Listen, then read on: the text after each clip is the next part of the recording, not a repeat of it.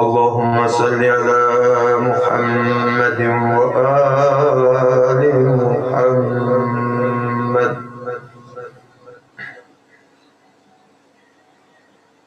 أعوذ بالله من الشيطان الرجيم. بسم الله الرحمن الرحيم.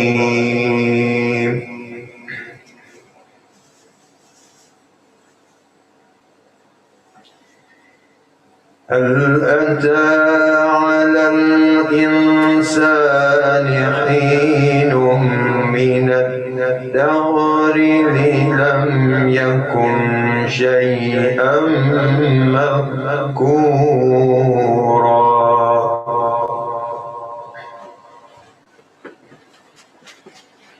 به نام خداوند بخشنده مهربان.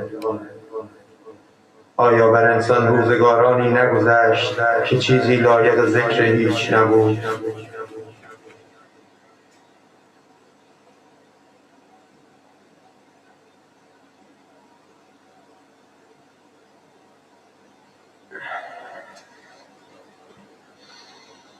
هل أتى على الإنسان حين من الدهر لم يكن شيئا مذكورا.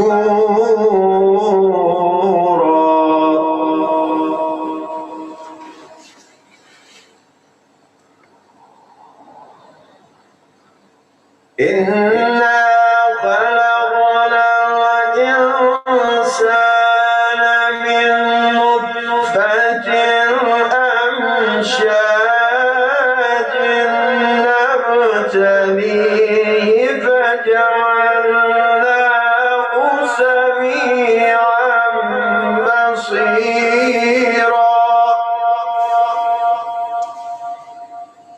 ما او را از آب نطفه مختل خلق کردیم و دارای قوای چشم و گوش و مشاعر عقل و هوش گردانیدیم. إنا هديناه السبيل إما شاكرا وإما كفورا.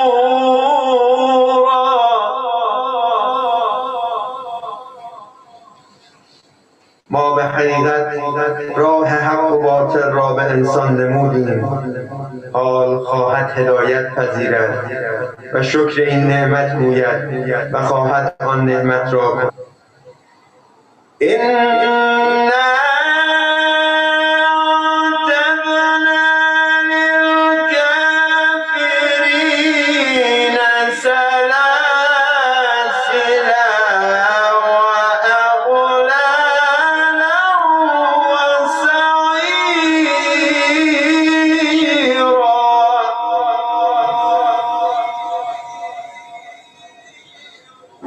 ما برای کیفر کافران غل و زنجیرها و آتش سوزان مهیا ساخته ایم.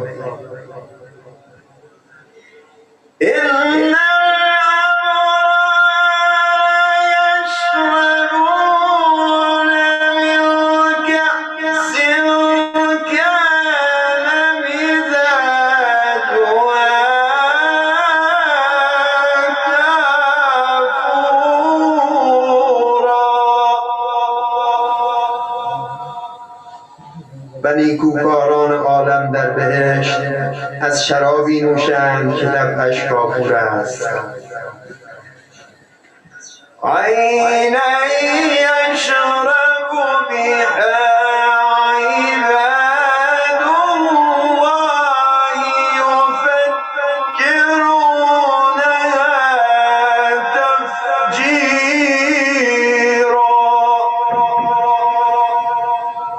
از سرچشمه گوارایی آن بندگان خاص خدا می نوشند که به اختیارشان هر کجا خواهد جاری می شود. یوفون بالنذر و یخافون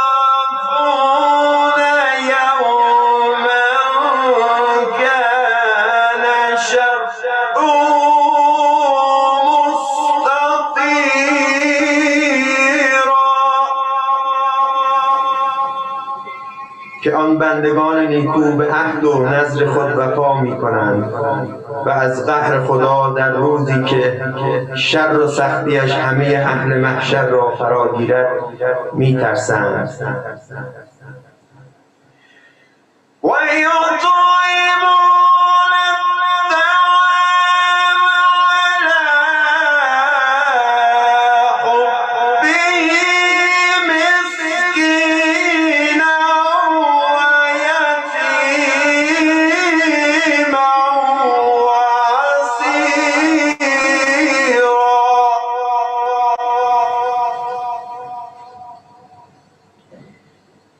و هم بر دوستی او یعنی خدا به فقیر و اسیر و طفل یتیم طعام می‌دهند.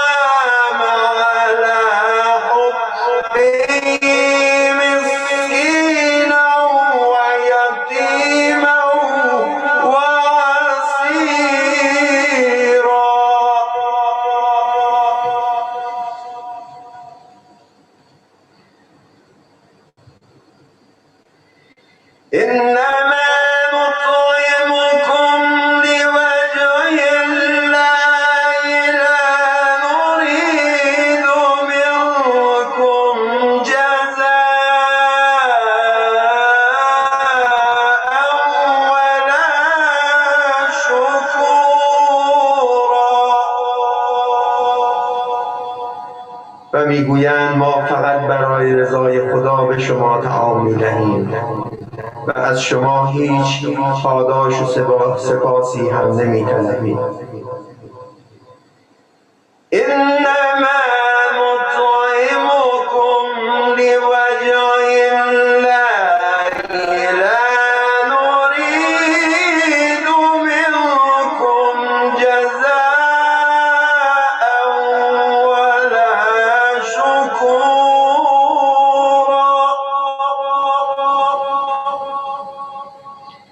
ما از قهر پروردگار خود به روزی که رنج و سختی آن رخسار خلق در هم و غمگین است می‌ترسیم.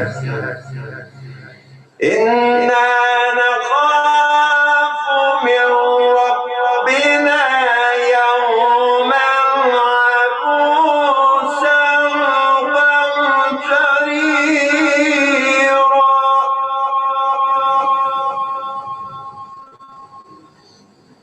خدا هم از شر و فتنه آن روز آنان را محفوظ داشت و به آنها روی خندان و دل شادمان عطا نمود. فوقاهم الله شر ذلك اليوم ولقاهم نظرة وسرورا.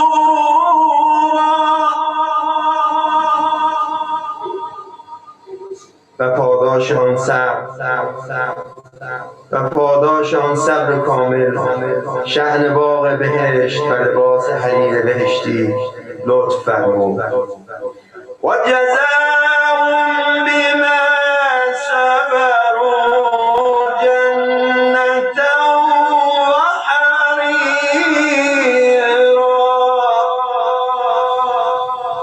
که در آن بهشت بر تخت‌ها تکیه زدند و آنجا نه آفتابی بینند و نه سرمای زمهریر. متکئین فیها علی الارائک لا یرون فیها شمسا ولا زمهریرا.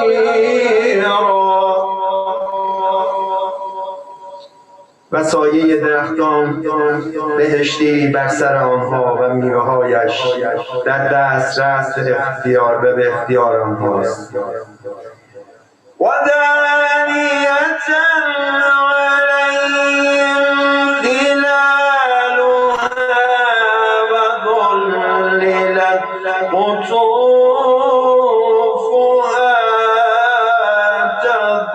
جميلا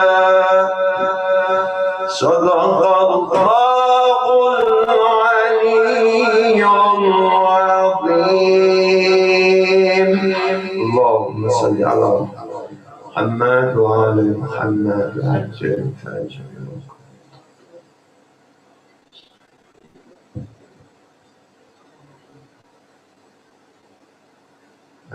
Ahmad, brother Ahmad.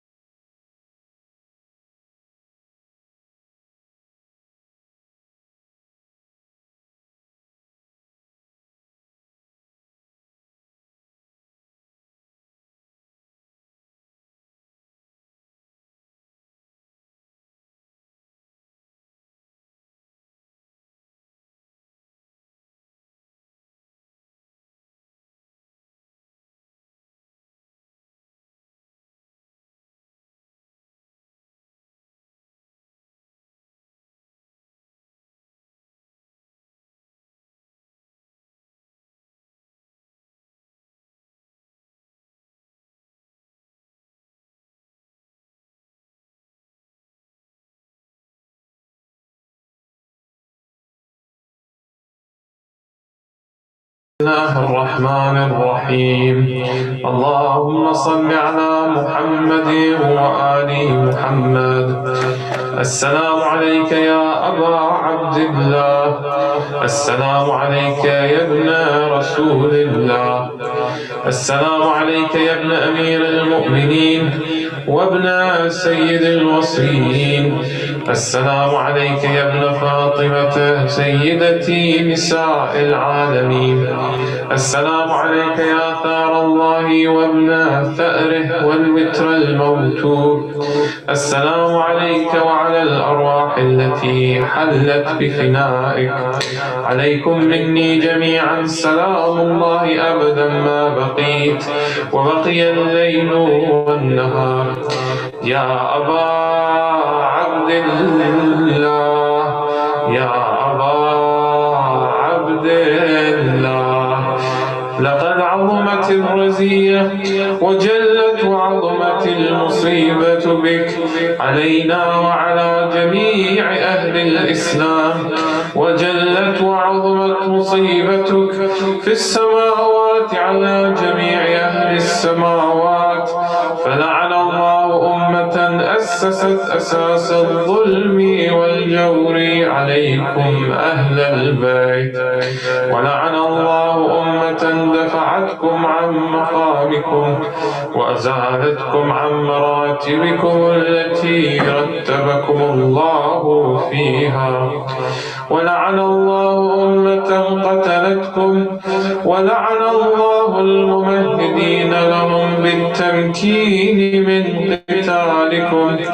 برئت إلى الله وإليكم منهم ومن أشياعهم وأتباعهم وأوليائهم. يا أبا عبد الله، إني سلم لمن سالمكم وحرب لمن حاربكم إلى يوم القيامة. ولعن الله آل زياد وآل مروان سمية قاطبة، ولعن الله ابن مرجان، ولعن الله عمر بن سعد، ولعن الله شمرا، ولعن الله أمة أسرجت وألجمت وتنقبت لقتالك بأبي أنت وأمي، لقد عظم مصابي بك، فأسأل الله الذي أكرم مقامك وأكرمني بك أن يرزقني طلب ثأرك مع إمام منصور من أهل بيت محمد صلى الله عليه وآله. اللهم اجعلني عندك وجيها بالحسين عليه السلام في الدنيا والآخرة، يا أبا عبد الله، يا أبا عبد الله، إني أتقرب إلى الله وإلى رسوله وإلى أمير المؤمنين وإلى فاطمة وإلى الحسن وإليك بموالاتك وبالبراءة ممن قاتلك ونصب لك الحرب، وبالبراءة ممن أسس أساس الظلم والجور عليكم، وأبرأ إلى الله وإلى رسوله ممن أسس أساس ذلك وبنى عليه بنيانه وجرى في ظلمه وجوره عليكم وعلى أشياعكم. برئت إلى الله وإليكم منهم، وأتقرب إلى الله ثم إليكم بموالاتكم وموالاة وليكم، وبالبراءة من أعدائكم والناصرين لكم الحرب، وبالبراءة من أشياعهم وأتباعهم. إني سلم لمن سالمكم وحرب لمن حاربكم، وولي لمن والاكم، وعدو لمن عاداكم. فأسأل الله الذي أكرمني بمعرفتكم ومعرفة أوليائكم ورزقني البراءة من أعدائكم أن يجعلني معكم في الدنيا والآخرة، وأن يثبت لي عندكم قدم صدق في الدنيا والآخرة، وأسأله أن يبلغني المقام المحمود لكم عند الله، وأن يرزقني طلب ثأركم مع إمام هدى ظاهر ناطق بالحق منكم. وأسأل الله بحقكم وبالشأن الذي لكم عنده أن يعطيني بمصابي بكم أفضل ما يعطي مصابا بمصيبته، مصيبة ما أعظمها وأعظم رزيتها في الإسلام وفي جميع السماوات والأرض. اللهم اجعلني في مقامي هذا ممن تناله منك صلوات ورحمة ومغفرة. اللهم اجعل محياي محيا محمد وآل محمد، ومماتي ممات محمد وآل محمد. اللهم إن هذا يوم تبركت به بنو أمية وابن آكلة الأكباد اللعين ابن اللعين على لسانك ولسان نبيك صلى الله عليه وآله في كل موطن وموقف وقف فيه نبيك صلى الله عليه وآله. اللهم لعن أبا سفيان ومعاوية ويزيد بن معاوية عليهم منك اللعنة أبد الآبدين.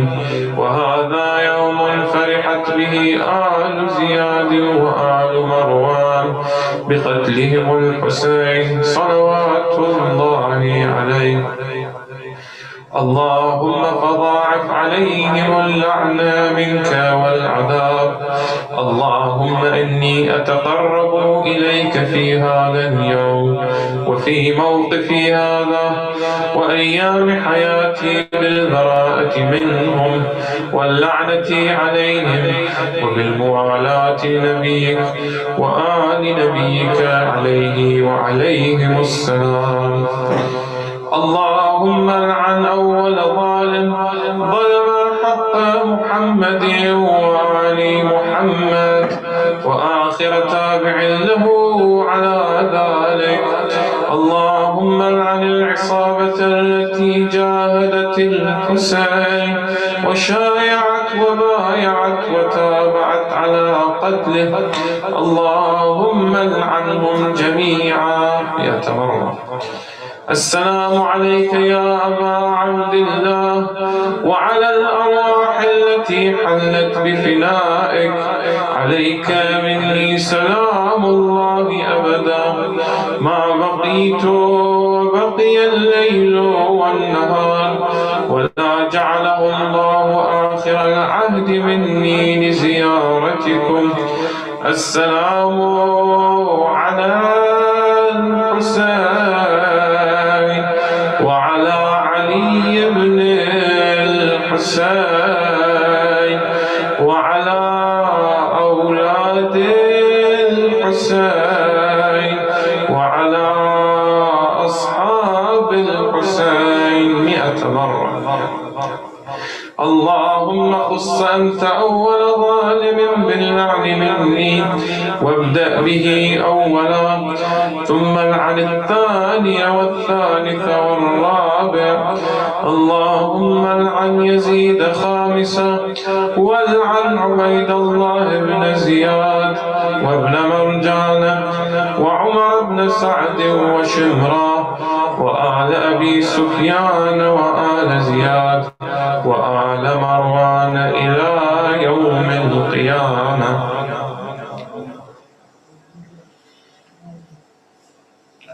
اللهم لك الحمد حمد الشاكرين، لك على مصابهم.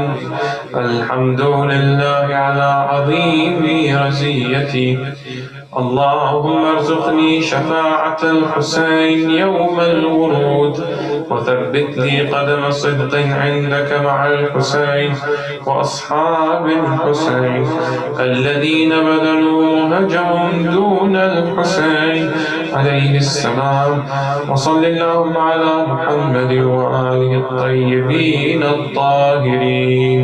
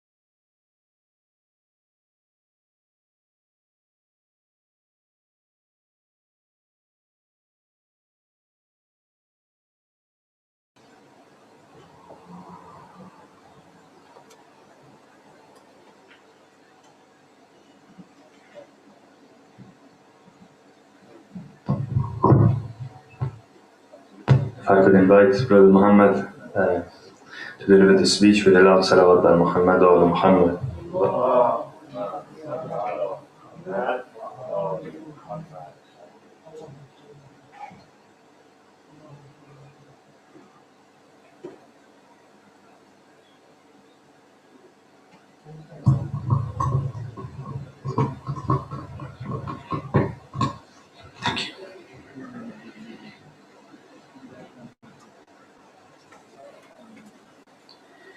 أعوذ بالله من الشيطان الرجيم بسم الله الرحمن الرحيم الحمد لله رب العالمين الحمد لله الذي هدانا لهذا وما كنا لنهتدي لولا أن هدانا الله لقد جاءت رسل ربنا بالحق ثم الصلاة والسلام والتحية والإكرام على أول الخلق والعدد سيدنا ونبينا وحبيب قلوبنا وطبيب نفوسنا وشفيع ذنوبنا أبي القاسم محمد اللهم صل على محمد وعلى أهل بيته الطيبين الطاهرين الأئمة المعصومين المنتجبين ولا سيما حجة الله في الأراضين روحي وأرواح المؤمنين لتراب مقدمه الفداء.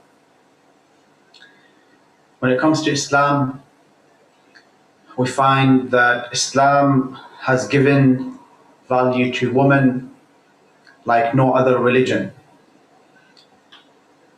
In fact, we go as much as we have a statement that says Al-Mar'a Nisful Mujtama, as in women, they are half of society. In fact, some of the ulama would go as far as calling them people or women who create society. And inshallah, briefly I will mention how much impact does a woman or a mother have on our society.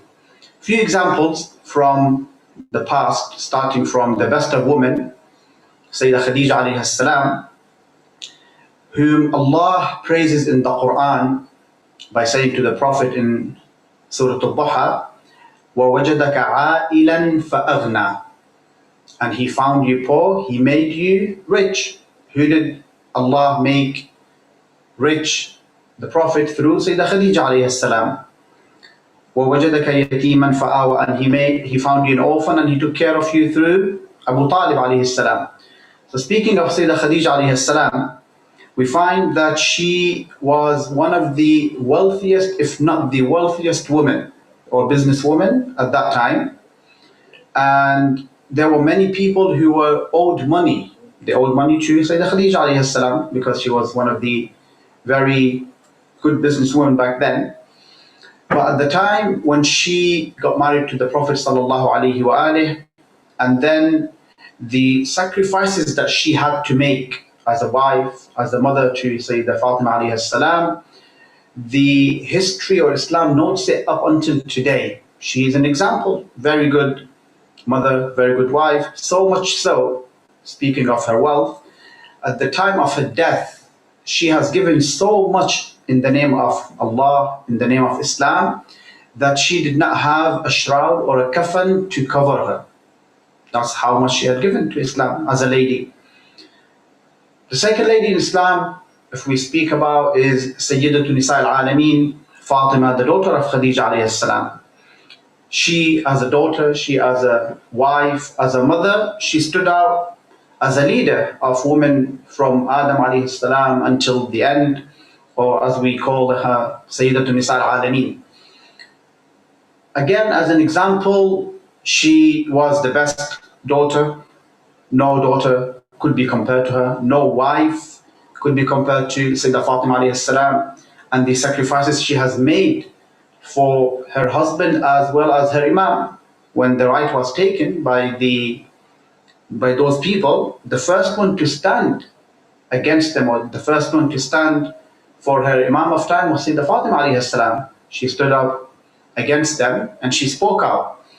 And then when it comes as a mother, no mother raised her children like Sayyidah Fatima alayhi salam. Again, Islam here shows the role of woman and how much she could have effect on the society. She raised someone like Hassan, Hussein, Zainab, Kulthum, and later on, each one of them, what role they played in society and in history of Islam.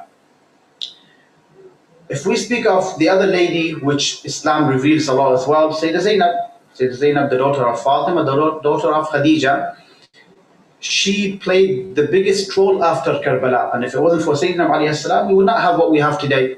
She saved the sacrifice of Imam al-Hussein alayhi salam. Imam al-Hussein alayhi salam's test, like we say, was up until Karbala, and from Karbala onwards was Sayyidah Zainab alayhi salam. But today, the reason why I had built up these women like Khadija, Fatima alayhi salam, and Sayyidah Zainab, when we speak about them, people will say, yes, for example, Sayyidah Fatima is ma'soom, infallible. She was one of the 14 infallibles. Zainab alayhi salam is, like we say, Thani Zahra, the second Zahra. She's the daughter of Fatima. So they would say, obviously, she's going to be what she is. Or Khadija alayhi salam, she's the wife of Prophet Muhammad sallallahu alayhi wa sallam, and so on.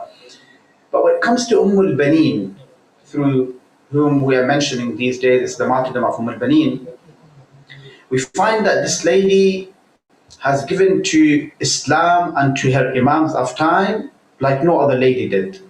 What do I mean? If we were to see from a normal perspective, a normal society, when a man marries a second woman and he brings her to his house, and she finds that there are 4 children from the first wife, normally, you would see that she would ignite hate, or she would say, I don't want to live in a house that your previous wife lived in. And especially we're speaking of the Arab society 1400 years ago. These things exist up until today, would you believe? So a woman who comes to a house where there's Hassan, Hussein, Zainab, and Kulthum, she takes care of them as if she is their real mother. That's how Ummul Banin had taken care of the children of Fatima alayhi salam. Second thing is, still in nature, if you see, she is still a woman, a mother, a wife. She suppresses that feeling in order to take care of Hassan and Hussein better than she takes care of Abbas and her children. She had 4 children. The reason why we call her Ummul Banin is the reason because she is the mother of the sons, Banin, as in sons. She had 4 sons, and 4 of them, she had given them in the path of Islam, in the way of Imam al-Hussein alayhi salam on the day of Ashur. But the build-up to this, when she did come to the house of Amir al-Mu'mineen alayhi salam, and he would call her name was Fatima as well. Now, when we say Fatima, sometimes we forget that Banin's name was Fatima. The amount of time we say Banin, even we often forget that she is Fatima as well. But she mentions to Imam Ali alayhi salam, look how careful this mother is. She is, alaykum salam wa rahmatullah, she is a mother of, or a woman of akhlaq, a woman of manners, a woman of principles. That when Imam Ali alayhi salam calls her Fatima, and she sees that, and Hassan and Hussein's feelings, it reminds them of their mother, she tells them, oh, Amir al-Mu'mineen, I would like you not to call me Fatima anymore, because I don't like them being upset, or it reminds them of their mother. What would I like you to call me? Ummul Banin. And this is where the name started from. So she cares for the feelings of Hassan, Hussein, Zainab, and Kulthum. When she did have her children, what did she do? Normally you would see, again, speaking of a normal society, the second or the stepmother would keep her children away from the children of the first wife. But here she tells her children, i.e. Abbas alayhi salam, Ja'far, Abdullah, and so on, she tells them that you do not call them by their names, like Hassan, Hussein, or Zainab, or you don't call them Akh, which means brother or sister, Ukhti. You call them Mawlai, Sayyidi, from the day one of their lives, she's been raising them that these are your masters and you are their slaves.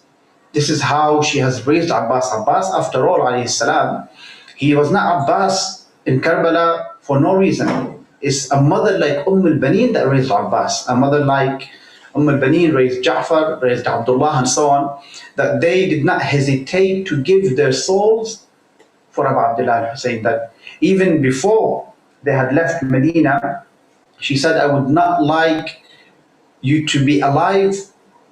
I would like you to die before Hussein alayhi salam. Nothing should even happen to Hussein alayhi salam. And this is why when they did eventually come back from Karbala, and the person, Bashir, he did give the news of what happened in Karbala, she did not bother to ask what happened to 4 of her children. She said, where's Hussein? Where's Hussein? Where's Hussein?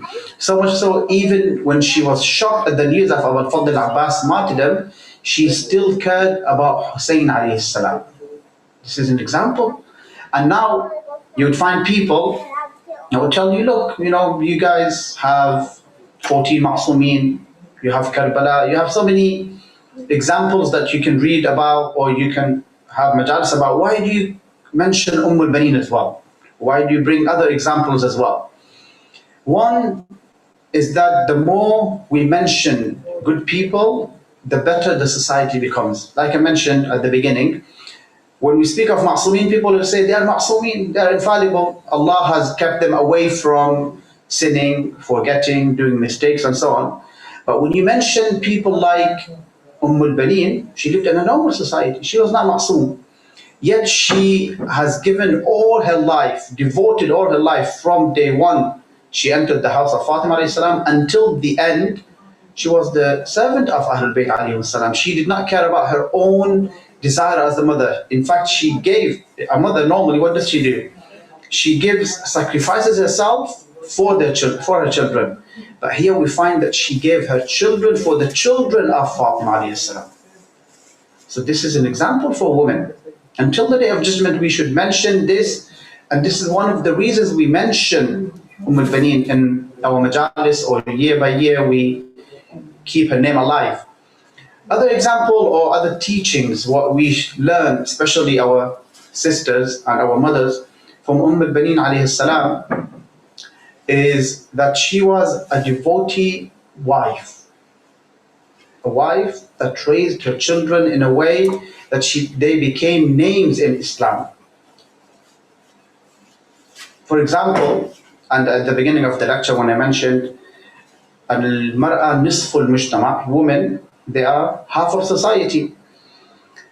In fact, sometimes they make the better half of society, and you would find majority of our ulama throughout the history of Ghaibat al-Kubra, they were raised by great mothers. Not many of them had great fathers, but the mothers that raised them made them what they are. For example, one of the, or 2-3 examples I would give is the mother of Sheikh Abdullah al-Ansari, arguably one of the best maraja in Ghaibat al-Kubra. Now, when they came to his mother and they asked, how did you raise such a man? He was the marja al-a'la of his time. In fact, so many books that he has written helped Shias to be where we are now. She said, my intention was to raise Ja'far al-Sadiq, but I ended up raising Abdullah al-Ansari. And she would blame herself that it is my own fault. I raised someone to this limit, although he was one of the best marja of that time. In fact, the best marja. Now they asked her, how did you do so? She said, whenever I would breastfeed him, I would be on wudu, I would be on tahara. That I would want this person or this boy to grow up to become one of the best servants of Ahlul Bayt alayhi salam. And whenever I would wake up for Salatul Layl, now this is the role of a mother, she said I would wake him up, he was an infant, not to pray with me, just to tell him that this is the time where you wake up to speak to your beloved. She would give him toys, but she would wake him up to teach him that this is a time to wake up. It's creating a system in this child's life So as he grows up, he becomes one of the best servants of Allah, and indeed he did. So, but now if you compare as parents what we say, let them grow up, then we teach them salah, let them grow up a little bit, then we teach them hijab, and we teach. These things start from day one. And the example that we show as parents reflects on our children. In fact, we should lead them, or we should lead by example, and they will follow. As little as something, I was watching this parent and how his child came to him. Now, normally parents teach their children that if you were to ask something, could you follow it up with, please, I would like this, please, I would like you to bring this, please, and so on. So his father, he asked his son, could you bring that thing for me? The child says to his father that you tell me to say please, but when you asked me, you did not say please. Now we as parents will say, probably with the elder people, or we are more older than them, but children see this as an example. What you do in front of them, they would imitate. And this is what these people or these personalities, they have done throughout to bring such people in our lives. Even if you were to read the story of Allama Hilli, for example, how his mother raised him. One of the most recent scholar, Rahmatullah alayhi, Sheikh Bahjat, if you go and read how his mother struggled to gain knowledge in order to teach her children. At that time, women were known to be housewives. Okay, she's going to grow up to be a wife and raise children, and that's it. But she considered this as taboo, and she went to seek knowledge. Why? Because a mother, if she doesn't know, what can she pass? When we see Imam Sadiq alayhi salam, he says that the raising of a child starts 20 years before he's born. How does that make sense? They asked him. He said, because those 20 years, this mother has to be raised, or this woman has to be raised properly to raise a child. If she is not raised properly, how can she raise a child? And the effect that a mother has, even if you go in Ilm al-Irfan or Al-Wah, you'd find that this thing starts even before the child is born. For example, the time of pregnancy, what is done in pregnancy, what is done after birth, and so on. Islam takes it as further as this, that take care of your child from day one. Don't let them be born, and so on and so forth. And this is the example I mentioned. If you see these people, Abdullah al-Ansari or Allama Hilli, or these big maraja that we've had, or big personalities in Shia Islam, we find that their mothers created something for them from before they were born. Because why? They were raised as good women. They were raised as good daughters, and this has an effect on society. And this is why we even find people who are not even Muslims, they said, if you want me to give you, one of the leaders says, if you want me to give you a better society, give me better women. Because women are the ones who create this society. And we find that the women of Karbala, they are the best example. If you find what they have done for the sake of Abu Abdullah al-Hussein, or for the sake of Allah and Islam, they have sacrificed every feeling just for the sake of Islam, to stay where it is. The mother of Ali al-Asghar, for example, it's not easy that a mother would see her 6 months old dying before her eyes, or his head being picked up on a spear, and she stays sane.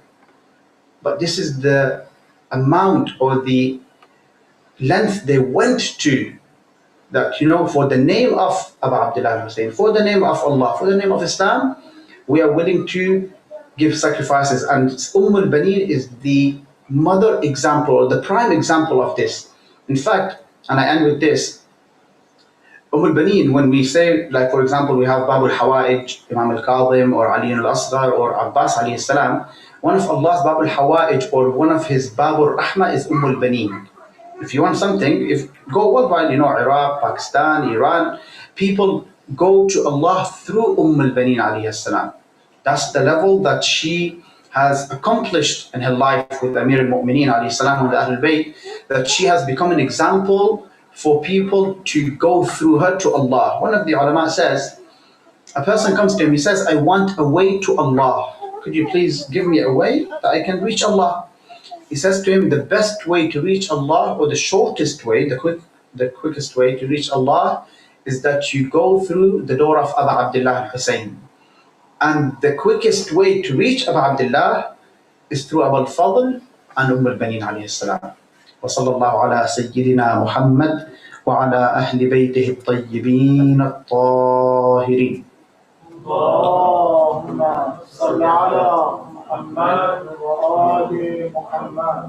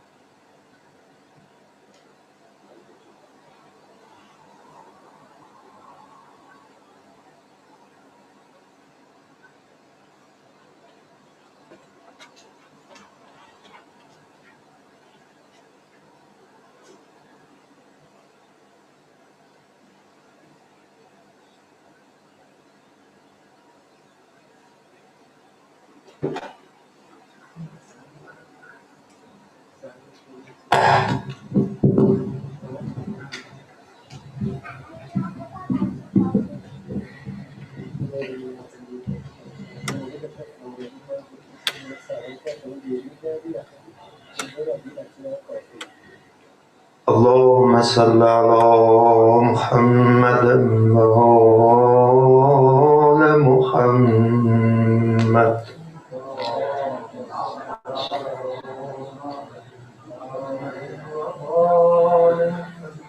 اللهم صل على محمد وآل محمد وعجل فرجهم. لا حول ولا قوة إلا بالله العلي العظيم. أستغفر الله الذي لا إله إلا هو الحي القيوم الرحمن الرحيم ذو الجلال والإكرام وأتوب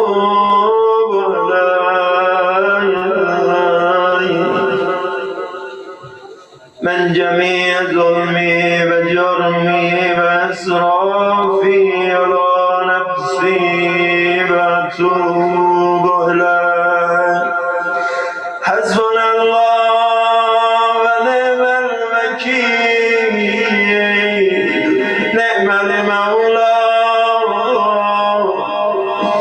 ونعم النصير بحق خانم أم البنين اذنب راد براد ما تمی خواهی الهی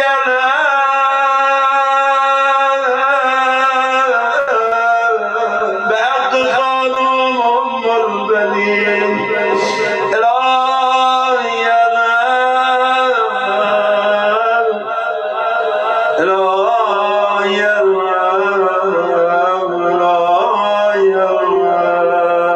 اللهم كل وليك حجة ابن الحسن صلواتك عليه وعلى آبائه في هذه الساعة وفي كل ساعة وليا وحافظا وقائدا وناصرا ودليلا وعينا حتى تسكنه أرضك وتمتعه فيها سبيلا يا صاحب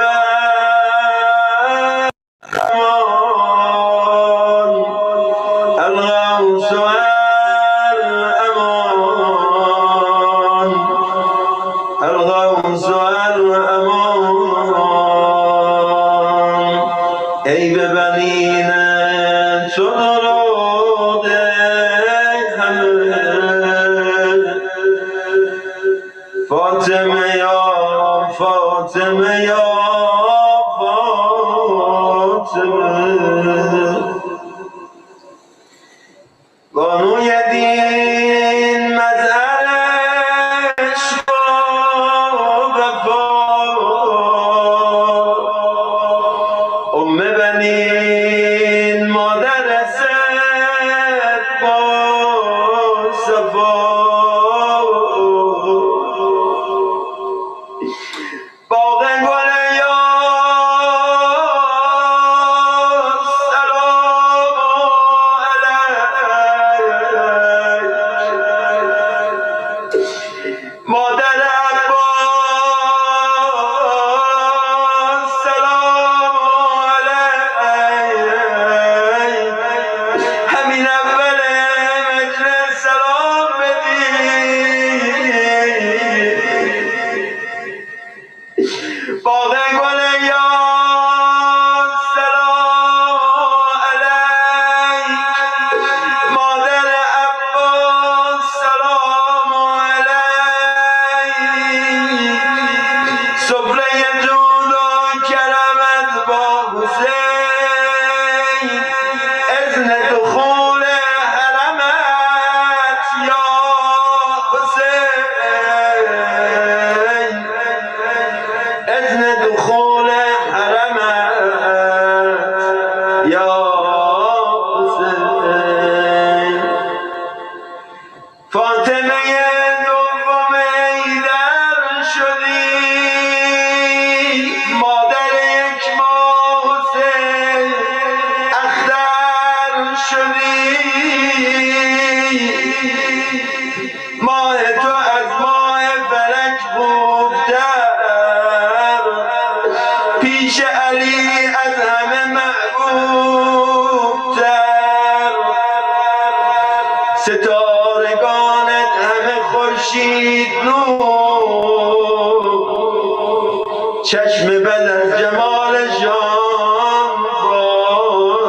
دور جز تو که بر شیر خدا شیرزاد جز تو که بر شیر علی شیر داد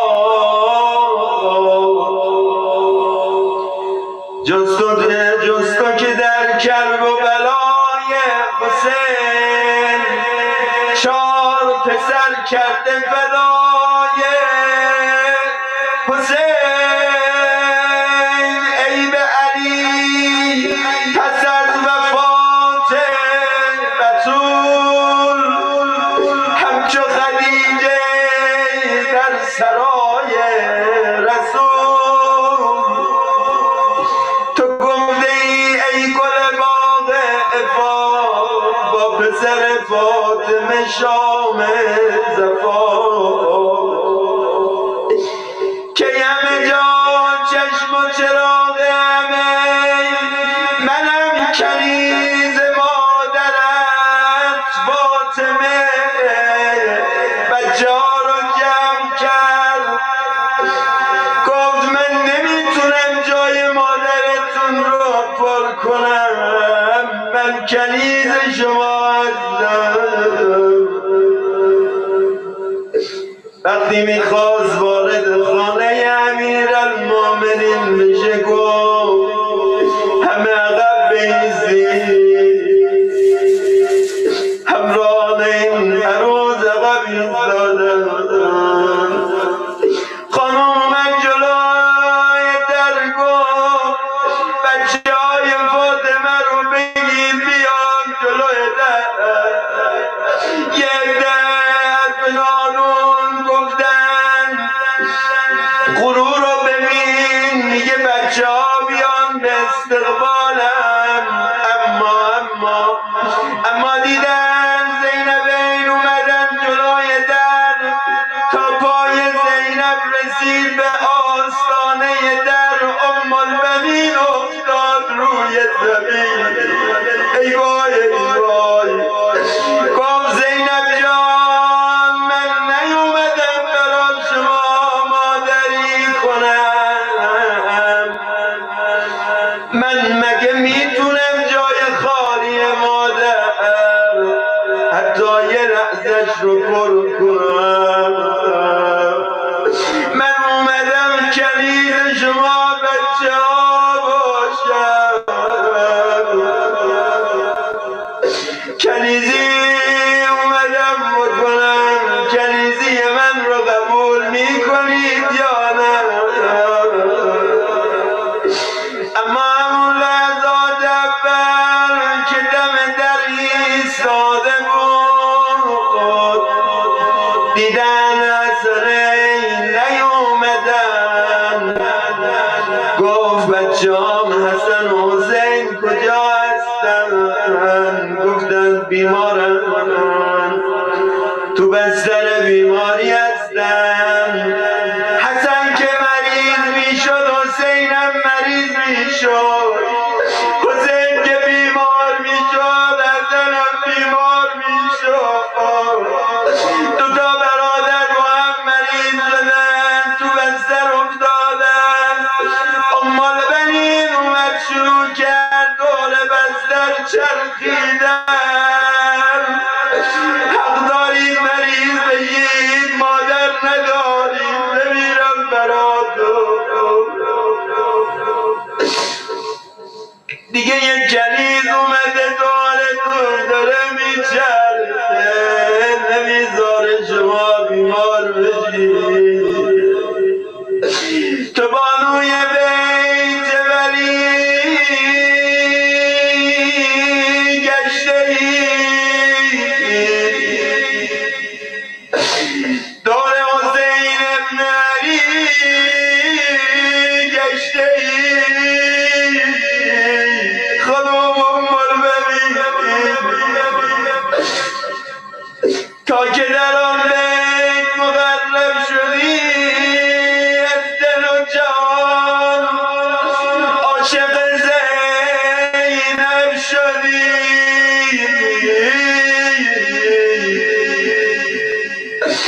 حق به تو یک بهشت احساس داد، دست گلی به نام عباس داد،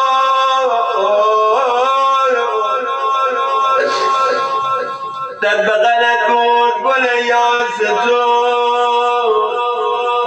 یعنی قنداقه عباس تو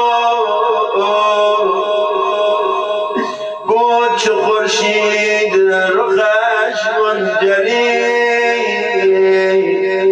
خواستیش دهی به دست علی.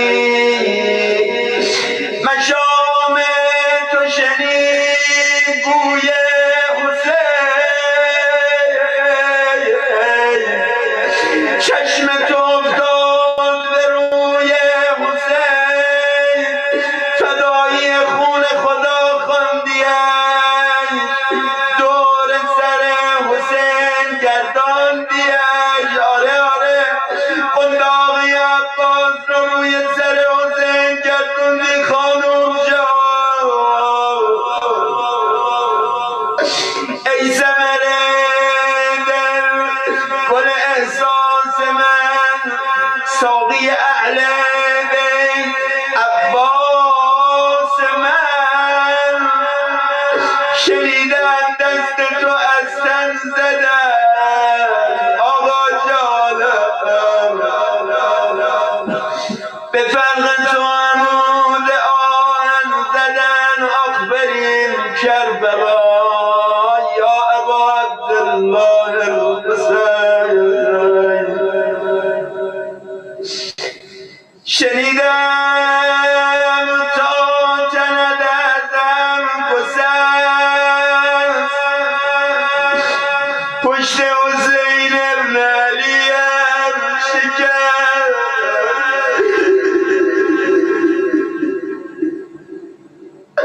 همچین که دید صدایت نمیشنود گفتای پشتم شکست دیگه کسی رو ندارم عمود خیمه رو کشید شنیدم که جای من فاطمه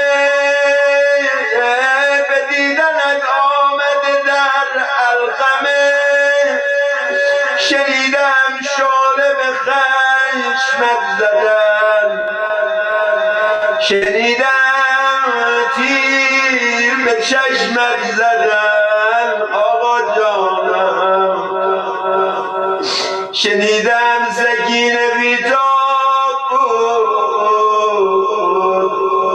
به خیمه منتظر آب بود شنیدم که دشمنان صف زدن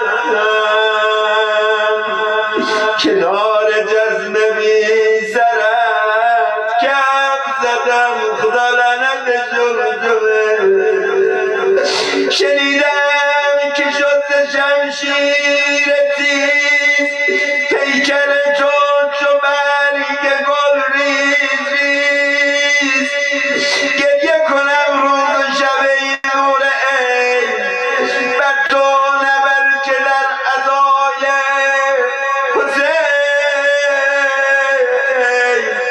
انقدر گریه کنیم تو این مجالس انشاءالله جون بدیم تو این مجالس بر آقای بیکفن بر آقای افشان بر آقای مظلوم حسین جان تو در مدینه مادری داشتی تو در مدینه مادری داشتی مادر خونین جگری داشتی اگر که باره شد بیکرد بود به دامان برادر سرد اما دلا بمیره دلا بسوزه برا اون لحظه ای که آقا ابی عبدالله که زیرون داشت بالای سرش بیاد سر به بالین بگیره حسین فاطمه برادر نداشت کشته شد مثل تو مادر نداشت چار پسر دادی و زین افتخار چار پسر دادی و زین افتخار شده حرم چار امامت مزار پاسخ آن وفا با احساس تو فاطمه شد مادر عباس تو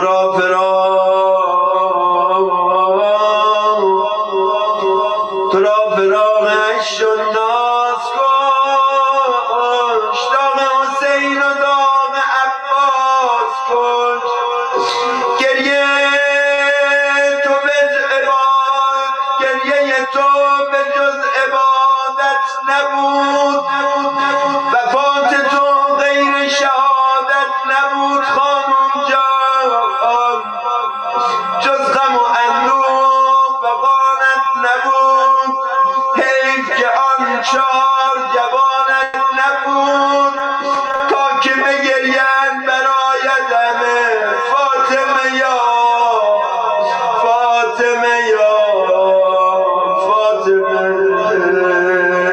چار پسر داشتی ای جان پاک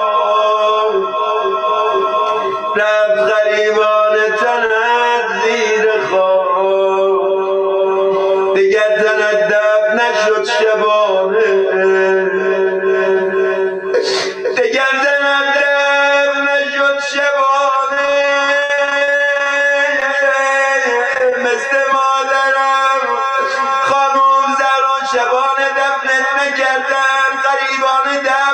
کردی خانم،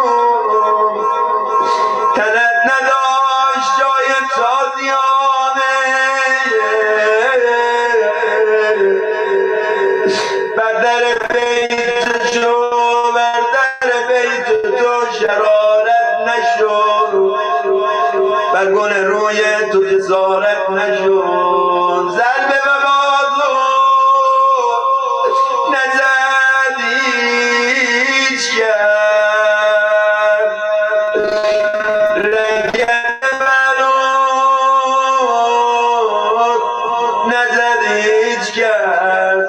روزهایی که ام البنین شنید از فاطمه زهرا، از زینب شنید، از امام حسن شنید،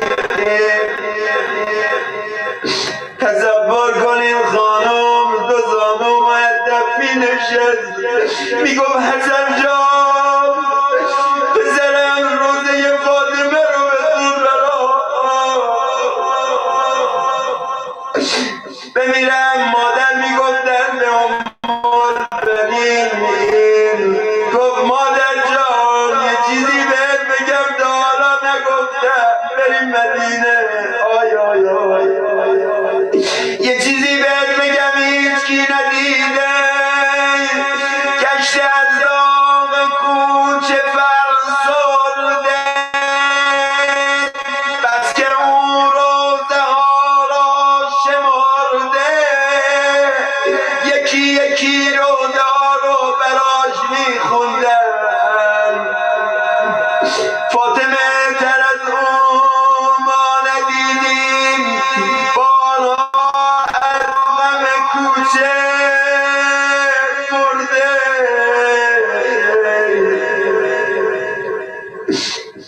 دل به مولا علی داده اما جان خود را به زهرا سپرده، دستها را به سینه گرفته، با خودش تا به معراج برده. جانم ام البنین آب و نانم قبل فرزند زهرا نخورده. وقتی میخواست باره وارد خونه امیرالمومنین بشه، اون همه ادب کرد، ای وای ای وای آی آی آی آی. دیدن خیمه مشک آهن کودک تشنه را تشنه تر کرد. یا الله این طرف یک نفر بود تنان، طرف لشکری ناجوان مرد. قربونت برم آقا جان، یا قمر بنی هاشم، شرمنده شدی خواستی برا خیمه، برا بچه ها آب ببری نشو.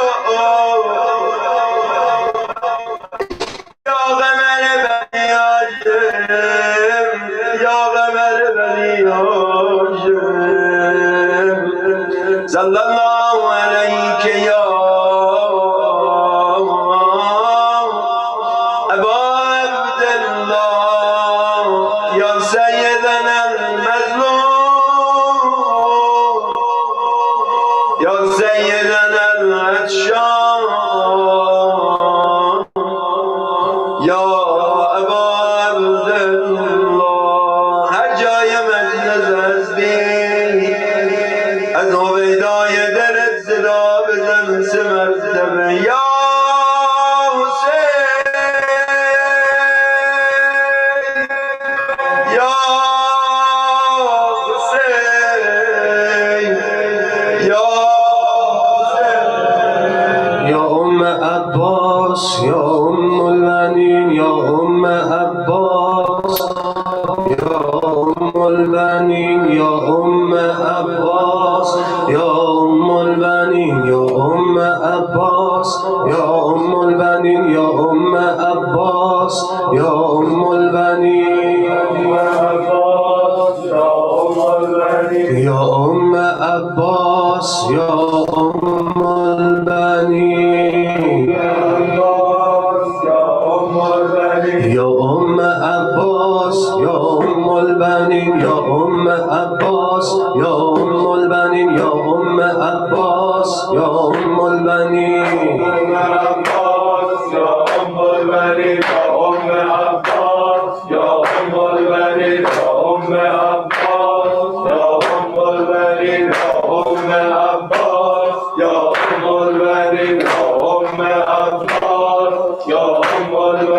گشترها بر سر نی زلف سیاه قمرت گشترها بر سر نی زلف سیاه قمرت شعله کشید آتش غم در جگر شعله برد گشت رها بر سر نی زلف سیاه قمرت گشت رها زلف سیاه قمرت شعله کشید آتش غم در جگر شعله برد از داغ تو جان آسمان می سوزد با قربت این اشک روان می سوزد بعد از گذر 3 سال قلب تو هنوز از شرم گلوی کودکان می سوزد ای ام بنین میرا علمدار نیامد ای ام بنین میرا علمدار نیامد سقای حسین سید و سالار نیامد ای ام بنین میرا علمدار نیامد ای ام بنین میرا علمدار نیامد سقای حسین سید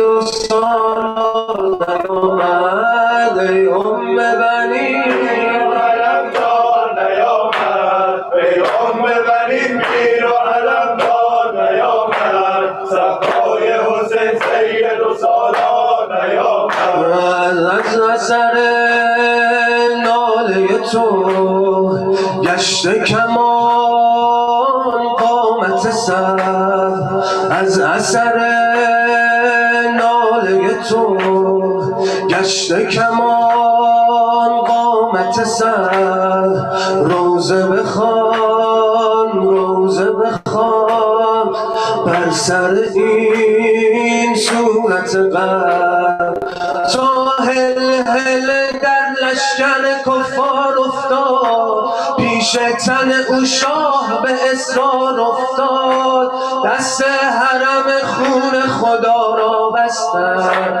وقتی به زمین دست علمدار افتاد ای ام بنین میرا علمدار نیامد ای ام بنین میرا علمدار نیامد سقای حسین سید و سالار نیامد ای ام بنین میرا علمدار نیامد ای ام بنین میرا علمدار نیامد سقای حسین سید و سالار نیامد سقای حسین سید و سالار نیامد تا به زمین خود شکست تا به زمین خود شکست غرق به خون بال و پرش فاطمه آمد بکشد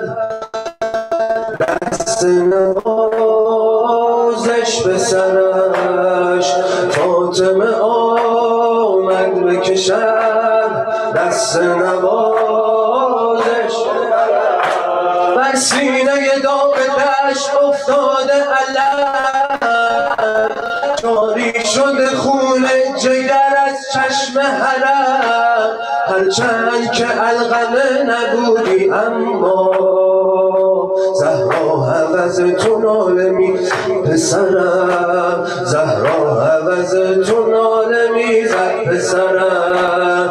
ای ام بنین میر و علمدار نیامد، ای ام بنین و علمدار نیامد، صفای حسین سید و سالار نیامد. ای ام بنین میر و علمدار نیامد، ای ام بنین میر و علمدار نیامد، صفای حسین سید و سالار نیامد، صفای حسین سید و سالار نیامد.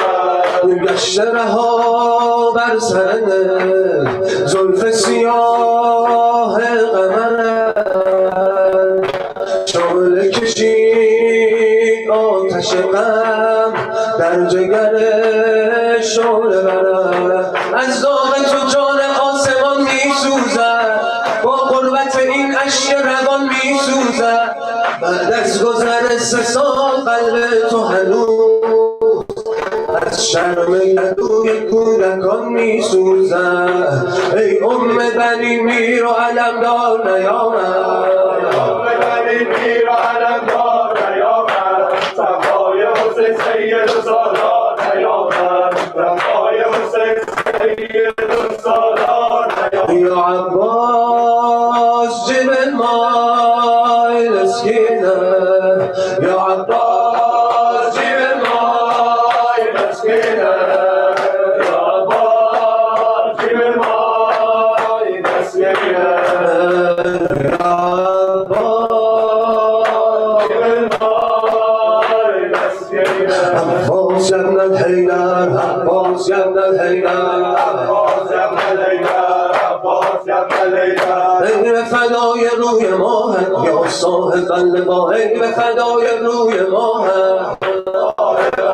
با شاه تویی حسین شاهت، جود نشسته سر راهت در انتظار یک نگاهت یا صاحب اللوا، در انتظار یک نگاهت یا صاحب اللوا، یک نگاهت یا صاحب اللوا. سر و سردار یا صاحب اللوا، علمدار یا صاحب اللوا، نبوی خوب یا صاحب اللوا، علوی رو یا صاحب اللوا، یا ابوالقوس یا صاحب اللوا، یا ابوالقوس یا صاحب اللوا، یا ابوفاضل یا صاحب اللوا، یا ابوفاضل یا صاحب اللوا، یا ابوفاضل یا صاحب اللوا. ماه بلند آسمانی یا صاحب اللوا، ماه بلند آسمانی، رشک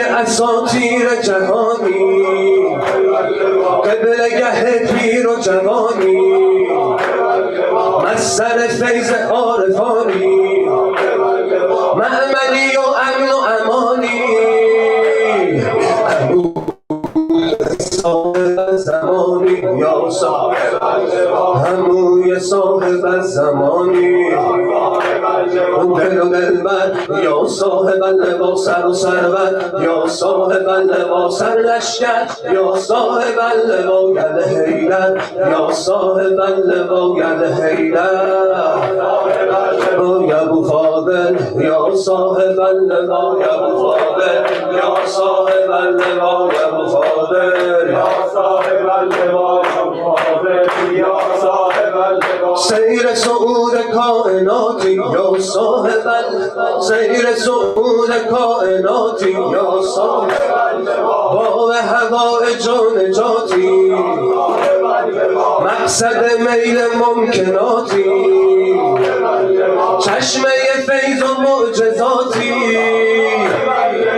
معلم صوم و صلاتی یا صاحب اسوه میزان و صراطی، تلألؤ آب حیاتی، اوج بلند درجاتی، محافظ مخدراتی،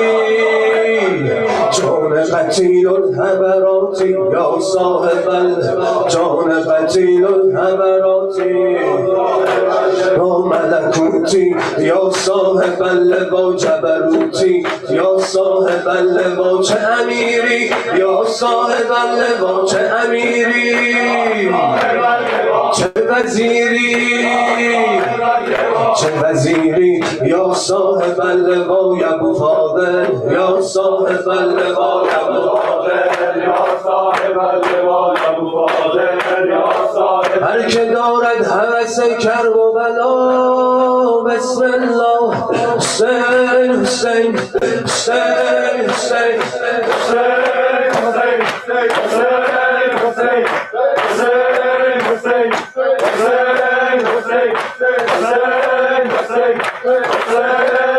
ستاره داشتم یک ماه به فدای حبیب عبدالله ستاره داشتم یک ماه به فدای حبیب عبدالله برکات این زمین زهراست دم و روح اهل دین زهراست ولی الله هست مولایم ولی مؤمنین زهراست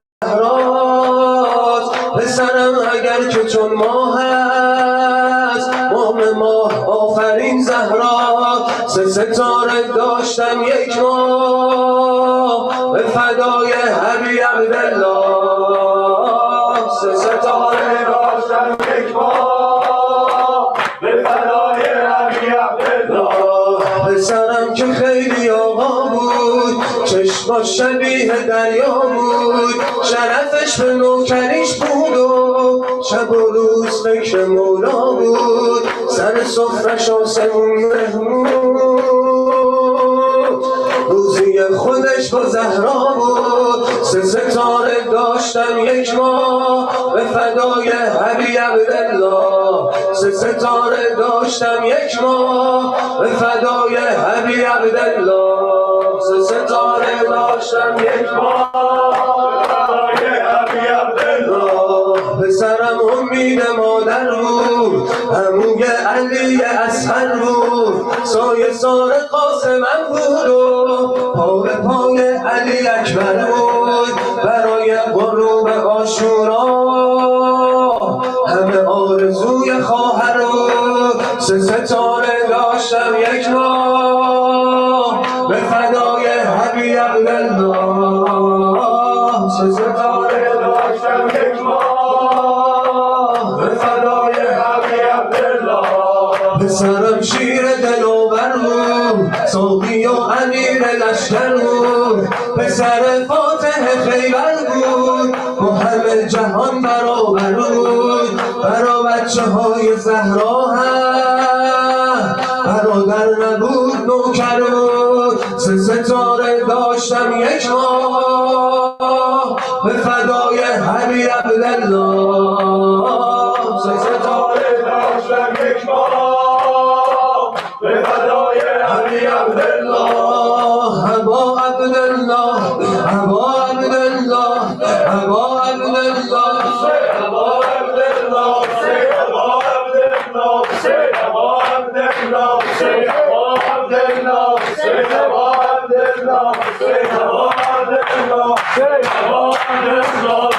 یک نفس تمام جهنم شود بهش گوید اگر جهنمیان یک صدا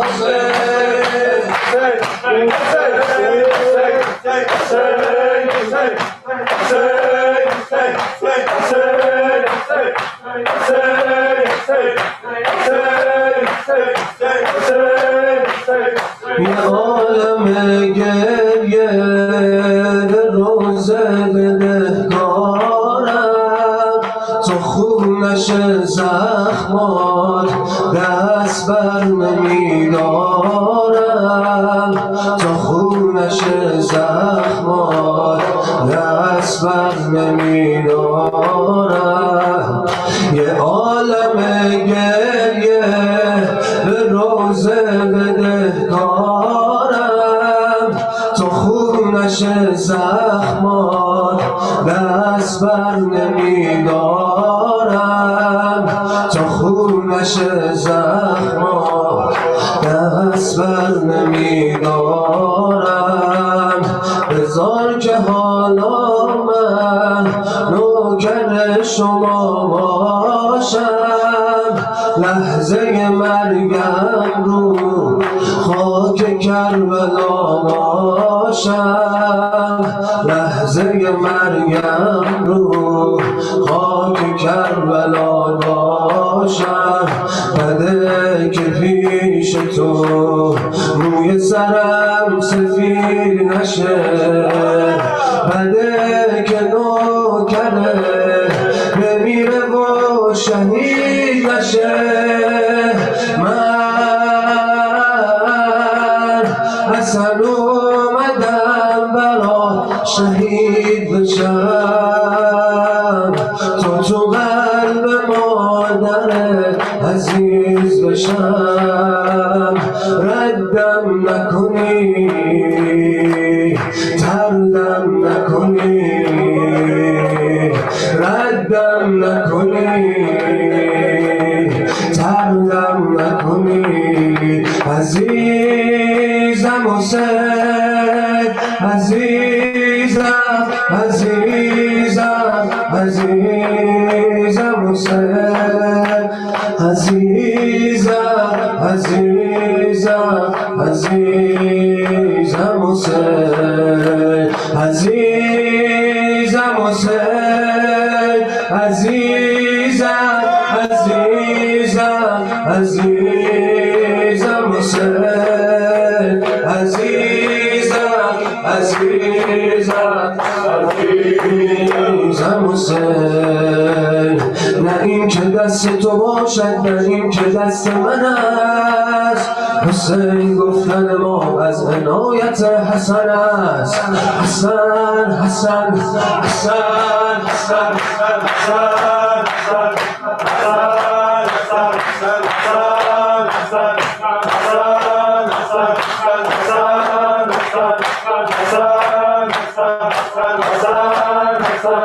محمدا، محمدا، محمدا، محمدا، یا زهرا، یا زهرا، یا زهرا، یا زهرا، یا حیدر، یا حیدر، یا حیدر، یا حیدر، یا زینب، یا زینب،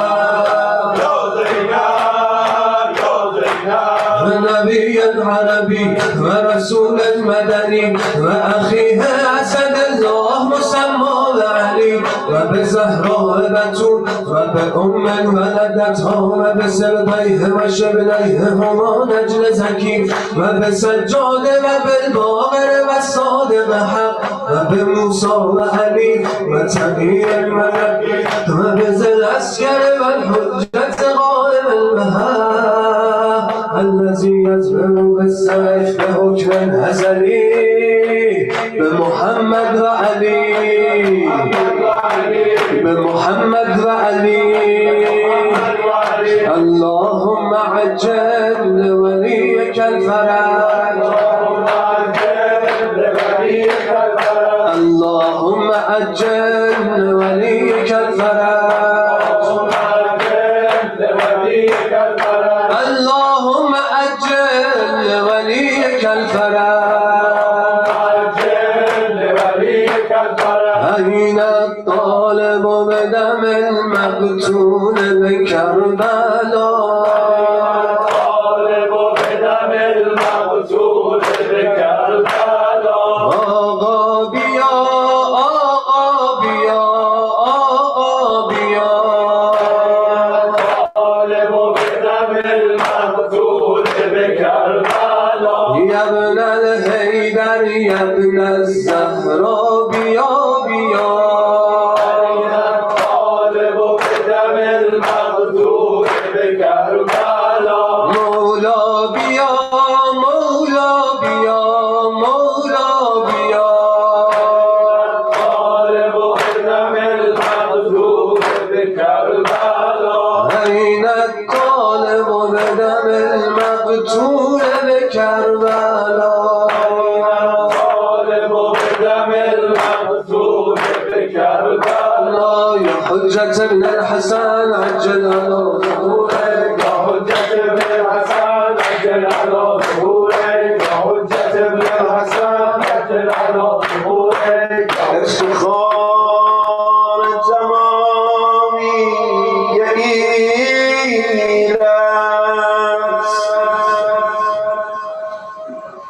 او غرور عرب را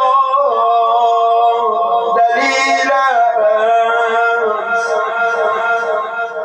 این چنین زن که میگویم از او در عرب در عجم بی بدیل است این چنین زن زمینی نباشد شادانش از بر جبرئیل است پیش ام البنین پیر صادق مانده در راه ابن السبیل است بسته در زیر چادر مائل او که خود یک تنه یک قبیل است او که 4 آسمان در زمین داشت نام زیبای ام البنین داشت قربونت برم خانوم جان بعد شهادت 4 فرزند دیگه گفت به من نگید ام البنین آفریده نشته بنین را تا که روشن کند سرزمین را من چه باید بگویم خدایا شیرزن را زمین چنین را احسن الخالدین هم به مدحش می نشاند به لب آفرین را روزای جوانم نبرد بی وضو نام ام البنین را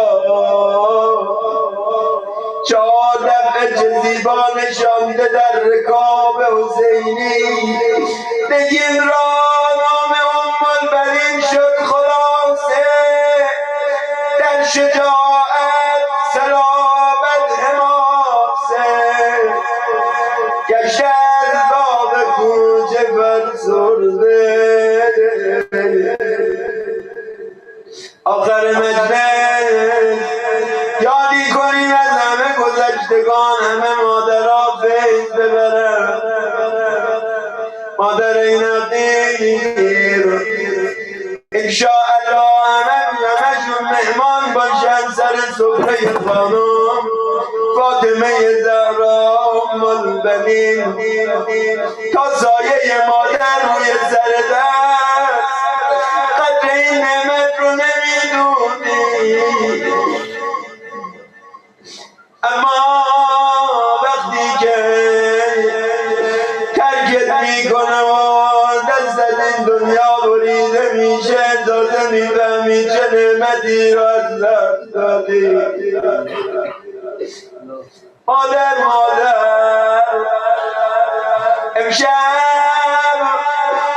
امشب برا ام البنین و خانم فاطمه زهرا گریه کردیم سینه زدیم انشاءالله ثوابش برسه به رو همه مادرها و همه انباز پیر غلامات آقای کیومرثی بودن تو این مجالس سینه میزدن مادر خانم بوینی هم رحمت خدا پیوستن انشالله همشون فیض ببرن 5 مطلب آیه شریف من یجیب رو در فرج امام زمان انشاءالله شفا همه مریضا شدن حاجات، رفع گرفتاری و مشکلات، عاقبت به خیری هممون انشاءالله. با هم بخوانیم اعوذ بالله من الشیطان الرجیم. اما یجیب المضطر اذا دعاه و یکشف السوء. اما یجیب المضطر اذا دعاه و یکشف السوء. اما یجیب المضطر اذا دعاه و یکشف السوء. اما یجیب المضطر اذا دعاه و یکشف السوء. اما یجیب المضطر اذا دعاه و یکشف السوء. باسمك العظيم الأعظم العز الأجل الأكرم بفاطمة وأبيها وبعلها وبنيها والسر المستودع فيها وببيبي أم البنين وقمر منير بني هاشم. يا الله يا الله يا الله يا الله يا الله يا الله يا الله يا الله يا الله يا الله يا الله يا رحمن يا رحيم يا مقلب القلوب ثبت قلوبنا على دينك. واكفنا يا قاضي الحاجات ويا كافي المهمات إنك على كل شيء قدير. روز شهادت مادر ادب ام البنین علیه السلام، مادر ابوالفضل عباس، آقامون مولامون باب الحوائج، با خلوص نیت دعا میکنیم انشاءالله خداوند گرفتاری رو از همه عالم کم و کوتاه کنه. بسم الله الرحمن الرحیم. اللهم ارزقنا توفیق الطاعه و بعد المعصیه وصدق النیه وإرفان الحرمة وأكرمنا بالهدى والاستقامة وسدد ألسنتنا بالصواب والحكمة واملأ قلوبنا بالعلم والمعرفة وطهر بطوننا من الحرام والشبهة واكف أيدينا عن الظلم والسرقة واغضض أبصارنا عن الفجور والخيانة واستد أسماعنا عن اللغو والغيبة وتفضل على علمائنا بالزهد والنصيحة وعلى المتعلمين بالجهد والرغبة وعلى المستمعين بالاتباع والموعظة. الهی آمین تو بگو، نفسو گره بخوره تو هم شلا حاجت روا بشید همتون.